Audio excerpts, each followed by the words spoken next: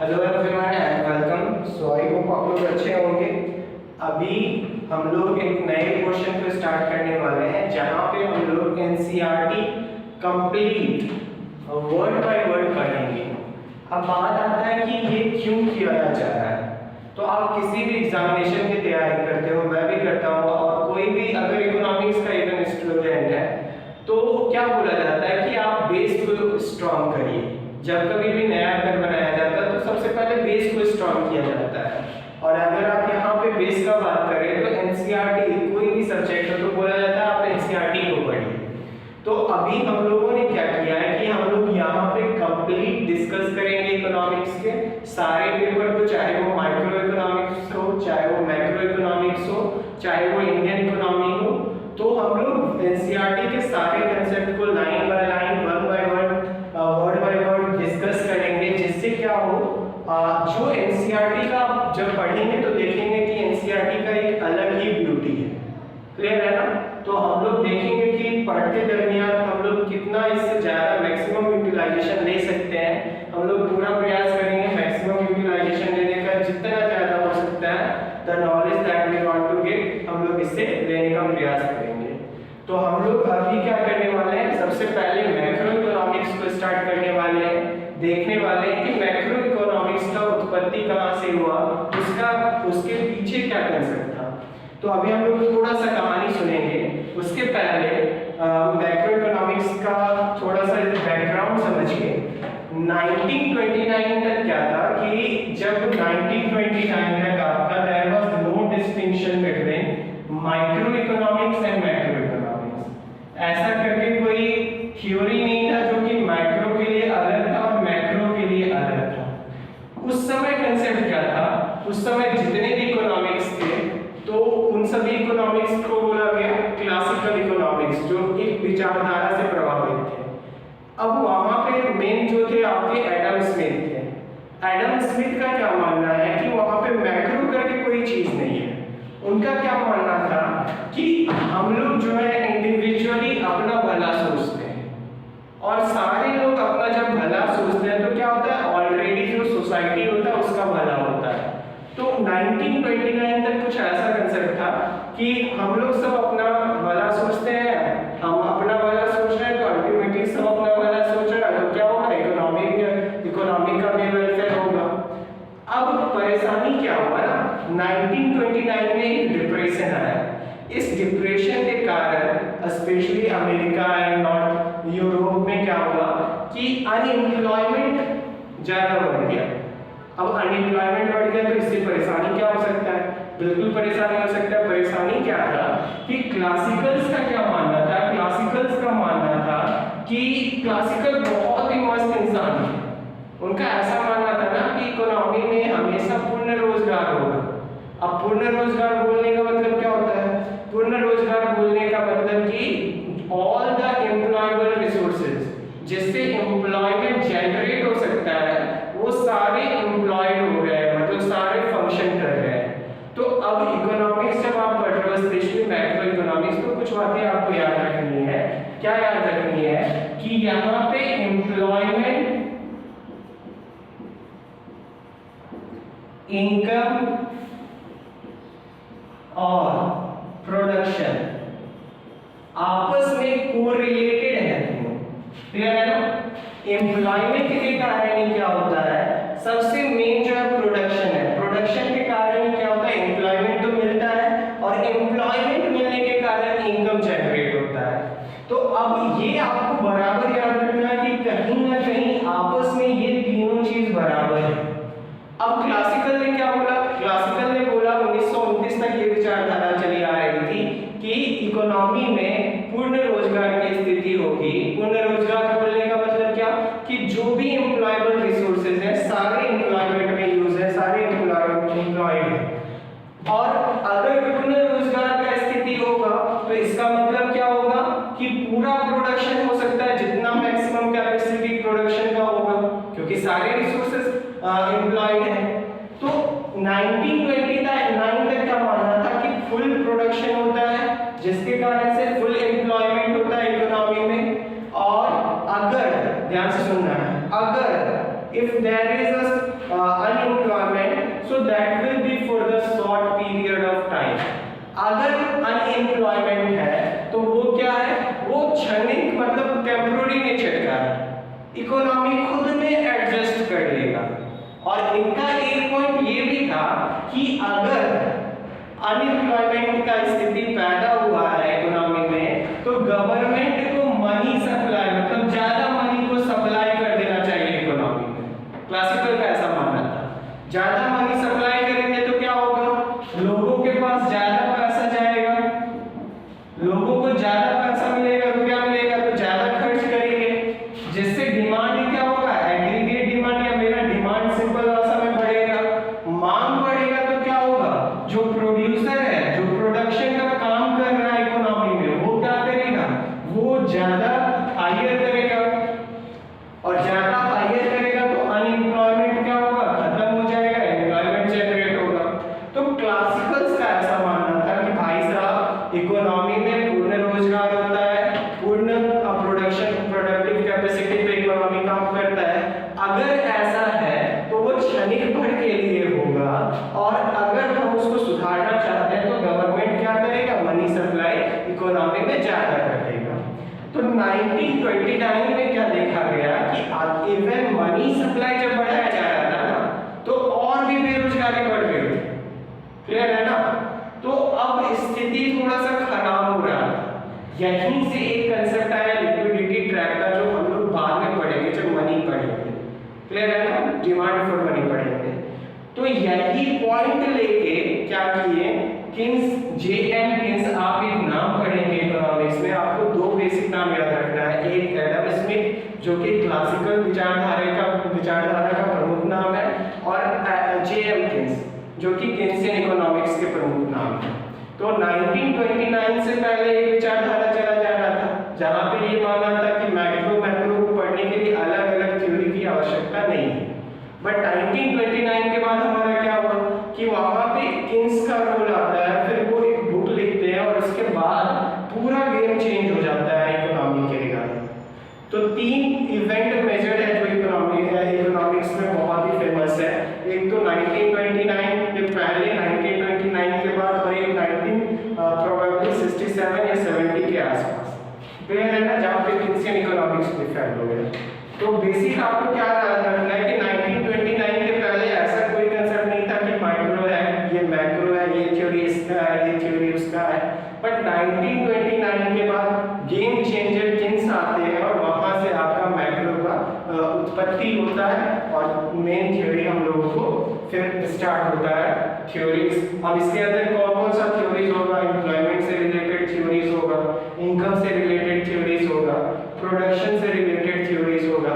अभी कुछ लाइन हम लोग पहले देखते हैं, आज हम लोग फर्स्ट चैप्टर नहीं पढ़ रहे हैं, आज हम लोग बेसिक सिर्फ इंट्रो पढ़ रहे हैं। हम लोग फर्स्ट चैप्टर नेक्स्ट क्लास में स्टार्ट करेंगे। अभी कुछ आप देखिए इसका लाइन, ये थोड़ा सा डार्क ज्यादा हो गया,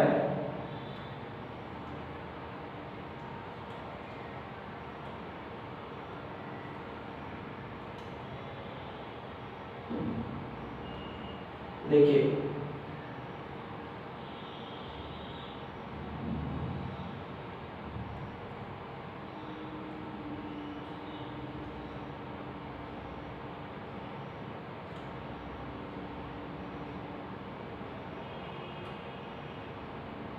ध्यान से देखिए, यहाँ पे देखिए, यहाँ पे जो पॉइंट लिखा हुआ है थोड़ा सा इसको समझिए, ये आपको और थोड़ा सा मैक्रो इकोनॉमिक्स का कंसेप्ट थोड़ा सा क्लियर करेगा। यहाँ पे क्या लिखा हुआ है, macro economics tries to address the situation facing the economy as a whole. आगे क्या लिखा हुआ है, Adam Smith the founding father of modern economics had suggested that if the buyers and ये important line है, ध्यान से समझना है, क्या बोला जा रहा है कि Adam Smith the founding father of modern economics had suggested that if the buyers and seller in each market take their decision following only their own self interest, economists will not need to think of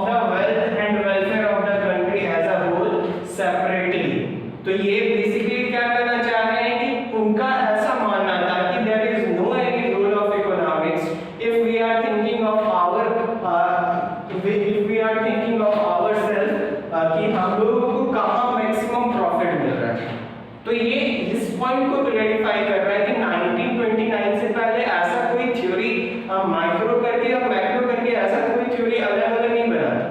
clear है ना? तो ये point यहाँ पे ये clear कर रहा है। फिर आगे बताया गया कि जैसे कंडीशन चेंज हुआ हमारा, तो यहाँ पे ये कंडीशन भी चेंज किया हो गया।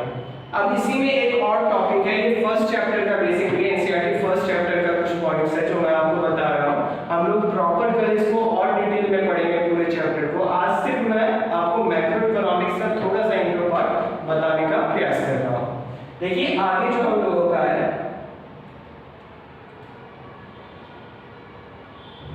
देखिए इमर्जेंस ऑफ मैक्रो इकोनॉमिक्स।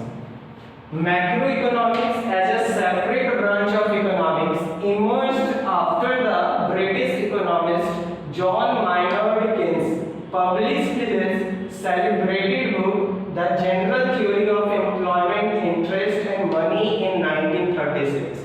एकदम पिलर साबित हुआ मैक्रो के लिए। जब ये बुक रिलीज हुआ तो ऑलमोस्ट सारे ये मैक्रो इकोनॉमिक्स के फादर एक तरीके से इनको बोला जाता है लॉर्ड कीन्स इकोनॉमिक्स में। तो आप समझ सकते हो इनके बातों का वैल्यू, मतलब इनका आप जब आगे पढ़ेंगे तो और आपको कहानी बताएंगे। लिक्विडिटी ट्रैप पे इन्होंने जब क्रिटिसाइज किया तो फिर इनके जो क्लासिकल के फॉलोअर्स थे उन्होंने फिर इनको क्रिटिसाइज किया, तो उन्होंने कैसे इसका आंसर दिया। तो इन सारी बातों को हम लोग धीरे धीरे पढ़ेंगे। तो यहाँ पे क्या बताया गया कि मैक्रो इकोनॉमिक्स जो है बेसिकली वो कब रोल में आया, जब जॉन मायनार्ड कीन्स का बुक पब्लिश हुआ और बुक का नाम क्या था, Theory of Employment, Interest and Money in 1936. The dominant thinking in economics before Keynes was that all the laborers who are ready to work will find employment and all the factories will be working at the full capacity। किसका बात कर रहा है? 1929 के पहले का। क्या बोला जा रहा है कि उसके पहले क्या कहानी था Keynes के पहले, कि ऐसा माना जाता था कि जो भी लेबर काम करना चाह रहे हैं उन सभी को काम मिल रहा है और इकोनॉमी जो है बेसिकली जो फैक्ट्रीज है वो फुल कैपेसिटी पे ऑपरेट हो रहा है। क्लियर है ना? नेक्स्ट पॉइंट देखिए क्या बोला गया कि this school of thought is known as the classical tradition. इनको बोला गया classical economics of thought. However, the Great Depression of 1929 and the subsequent year saw the output and employment levels of the countries of Europe and North America fall by a huge amount. It affected other countries of the world as well. Demand for goods in the market was low. Demand बढ़ ही नहीं रहा। भाई साहब demand नहीं बढ़ेगा तो आपका employment income नहीं बढ़ेगा। मैंने आपको रिलेशन बताया कैसे बढ़ता है। क्लियर है ना? तो वही बोलता है demand for goods in the market is was low. Many factories were lying, idle workers were thrown out of jobs. In USA from 1929 to 1933, unemployment rate rose from 3% to 25%। अब अनएम्प्लॉयमेंट रेट को define किया। तो basically जो macro economics का concept है वो आपका 1929 के बाद आया। अब बात होता है मैक्रो इकोनॉमिक्स होता क्या है, तो मैक्रो का बात करता है मतलब लार्ज का। आप माइक्रो में क्या पढ़ते हैं, आप माइक्रो में एक देखते हो कि इंडिविजुअल यूनिट अपना प्रॉफिट कैसे देख सकता है, अपना वेलफेयर कैसे कर सकता है। बट मैक्रो में सिर्फ एक का हम लोग लेके नहीं चलेंगे, हम लोग पूरे होल को लेके चलेंगे। हो सकता है कि जो इंडिविजुअल के लिए सही हो वो मार्केट के लिए सही ना हो, तो गवर्नमेंट क्या करेगा कि वो जो पॉलिसी अपनाना चाह रहा है उसको बोलेगा नहीं भाई साहब तुम ये नहीं कर सकते हो। क्लियर है ना? तो ये हम लोग धीरे धीरे समझेंगे। बट मैक्रो अभी बोलने का मतलब क्या हो, sum of aggregate, sum of all identities. Micro में हम लोग कंज्यूमर पढ़ते थे कि अगर कंज्यूमर इक्विलिब्रियम पढ़ते थे कि अगर हम एक उपभोक्ता है तो मेरा संतुलन बिंदु क्या होना चाहिए। संतुलन बोलने का मतलब क्या, मेरा संतुलन बोलने का मतलब वो पोजीशन जहां पे कोई रहना चाहता हो, तो उपभोक्ता कहां रहना चाहता होगा, जहां उसको ज्यादा संतुष्टि प्राप्त होता होगा। तो माइक्रो में हम लोग एक थ्योरी पढ़ते थे कंज्यूमर इक्विलिब्रियम, कैसे निकालना है वो पॉइंट जहां पे उपभोक्ता को ज्यादा से ज्यादा संतुष्टि प्राप्त होगा। उसी तरह हम लोग पढ़ते थे माइक्रो में प्रोडक्ट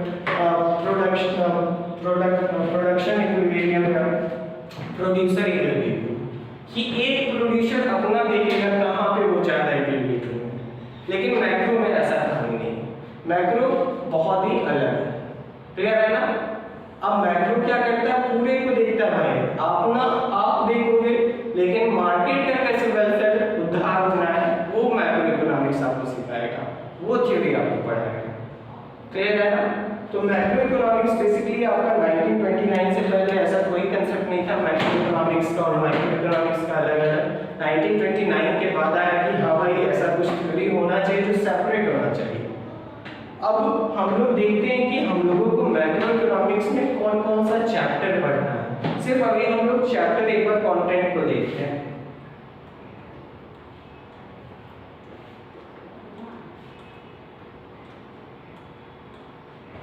तो देखिए सबसे पहले इंट्रोडक्शन हम लोगों को पढ़ना है। इंट्रोडक्शन में 2 यूनिट है जो कि हम लोग एक क्लास में खत्म करने का प्रयास करेंगे। क्या क्या है? Emergence of macro economics, context of present book of macro economics, मतलब थोड़ा सा प्रेजेंट से रिलेट करेगा आपको।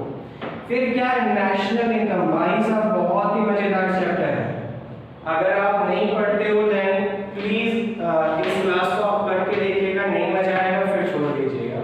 क्लियर है ना? तो आप एक बार नेशनल इनकम का क्लास करके देखिएगा, मजा आएगा। आप खुद ही सोचिए नेशनल इनकम, भाई नेशनल इनकम, नेशनल का इनकम क्या होता है, तो मजा आएगा कि इंडिया का इनकम क्या है, सोचेंगे हम लोग क्या होता है। फिर देखिए क्या हम लोगों को पढ़ना है, मनी एंड बैंकिंग, मनी का रोल, मनी का क्या गेम है इकोनॉमी में, मनी अगर नहीं हो तो क्या होता, अगर मनी है तो क्या होगा, बोलता है अगर तुम नहीं हो तो ये होता, तुम हो तो ये होता, तो कुछ ऐसा है कहानी। तो हम लोग फिर मनी एंड बैंकिंग पढ़ेंगे। फिर इनकम का डिटर्मिनेशन पढ़ेंगे, इसी में मल्टीप्लायर का हम लोग कंसेप्ट पढ़ेंगे, कैसे किसी इंडिविजुअल का इनकम डिटरमाइन होता है। फिर हम लोग क्या पढ़ेंगे, तो government, budget and economy. Government मतलब जो बजट तैयार करता है, गवर्नमेंट भी तो एक तरीके से खर्च करता है, रोड बनाता है, वो भी हम लोगों से टैक्स वसूलता है। तो हम लोग ये पढ़ेंगे कि गवर्नमेंट बजट जो तैयार करता है वो बेसिकली क्या, ठीक है ना। फिर लास्ट में ओपन इकोनॉमी, मतलब खुला है कि कोई भी आओ अंदर कुछ ट्रेड करो, हम लोग भी बाहर जाते हैं कुछ ट्रेड करते हैं। तो अगर बेसिकली ये सारा जो है ना वो लिमिटेड थ्योरीज है, आप जितने भी ऊपर वाले चैप्टर पढ़ोगे वहाँ पे हो सकता है बहुत सारे में ऐसा माना हो कि इकोनॉमी क्लोज है, वहाँ पे बाहर का कोई रोल नहीं है। तो यहाँ पे क्या करता है कि ओपन इकोनॉमिक मॉडल, यहाँ पे इस चैप्टर में हम लोग पढ़ेंगे अगर ओपन है इकोनॉमी तो फिर क्या रोल होने वाला है, क्या पॉलिसीज होनी चाहिए, उस टाइम पे क्या चेंजेस आएगा थ्योरीज में, तो उन सारी बातों को हम लोग इस चैप्टर में पढ़ेंगे। तो ये बेसिक आपका मैक्रो इकोनॉमिक्स है। कल हम लोग ये स्टार्ट करेंगे पहला चैप्टर इंट्रोडक्शन पे, एंड आई होप आप लोगों को पसंद आया हो। आप लोग एक प्लेलिस्ट तैयार होगा एंड उस प्लेलिस्ट में आप देखेंगे, और अगर आपको पसंद आएगा देन मिनिमम आप एक फ्रेंड के साथ शेयर कीजिए और सब्सक्राइब करवाइएगा चैनल को, ठीक है ना। तो चलिए आज का क्लास यहीं समाप्त करते हैं, अपना ध्यान रखिए और अच्छे से रहिए, ठीक।